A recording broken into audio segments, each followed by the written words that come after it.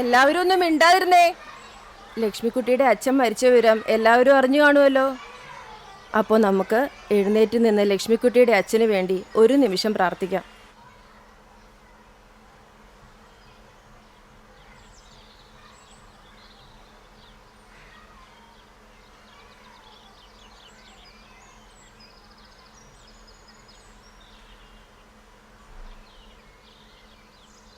അമ്മയെ സംബന്ധിച്ചിടത്തോളം പ്രധാനം വീട്ടിലെ കുട്ടികൾക്ക് ഭക്ഷണം നേരത്തെ എത്തിച്ചു കൊടുക്കുക എന്നുള്ളതായിരുന്നു.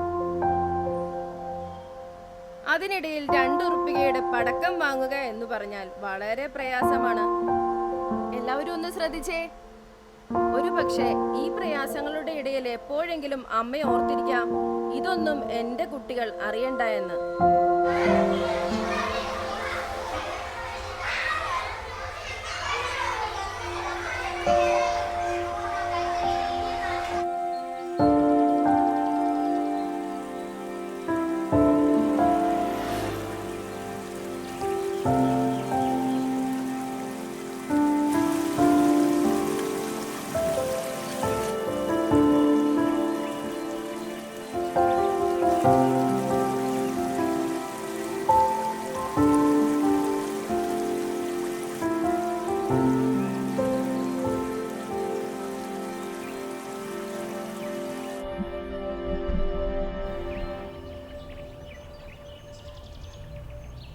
അമ്മേ, അമ്മേ, എന്നാടാ? ഞാനിവിടെ കുറച്ച് പണിയില്ല.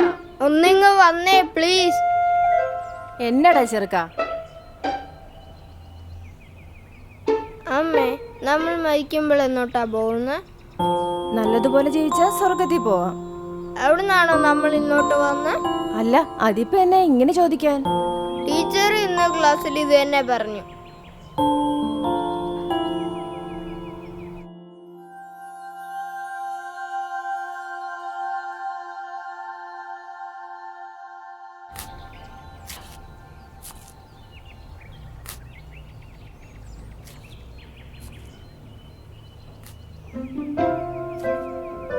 ആ, പോയി കുളിക്കടാ, സമയം ഒരുപാടായല്ലോ. ഇന്നെന്നാടാ കളിക്കാനൊന്നും പോവാഞ്ഞേ? ഭയങ്കര ചിന്തയിലാണല്ലോ. അമ്മേ, ഈ മീനുകൾ ചാകുമ്പോൾ എന്നോട്ടാ പോകുന്നത്? അതെവിടെ പോവാൻ? അത് ഇവിടം വിട്ട് എവിടെ പോവാൻ? നമ്മൾ സ്വർഗത്തിലേക്കല്ലേ. അപ്പോൾ ഇതോ? മീനുകൾക്ക് സ്വർഗമൊന്നുമില്ലടാ, അത് ജീവികളല്ലേ. അത് തോട്ടിലല്ലേടാ ജീവിക്കുന്നത്. കുറെ നാള് ജീവിക്കും, പിന്നെ ചത്തുപോകും. അതെങ്ങനെയാ? നീ അതിനെ ജീവിക്കാൻ സമ്മതിച്ചിട്ട് വേണ്ടേ? നിന്റെ തോട്ടിൽ മീൻപിടുത്തം നിർത്തിയാൽ തന്നെ അതെല്ലാം രക്ഷപ്പെടും. അതെനിക്ക് മീനുകളെ ഇഷ്ടമായിട്ടല്ലേ. എന്നിട്ടത് എത്ര നാൾ ജീവിക്കും? കൂടിപ്പോയ ഒരാഴ്ച.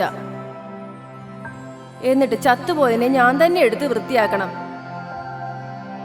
ഇവിടത്തേക്കാൾ ഹാപ്പി അവിടെ ആയിരിക്കും അല്ലേ?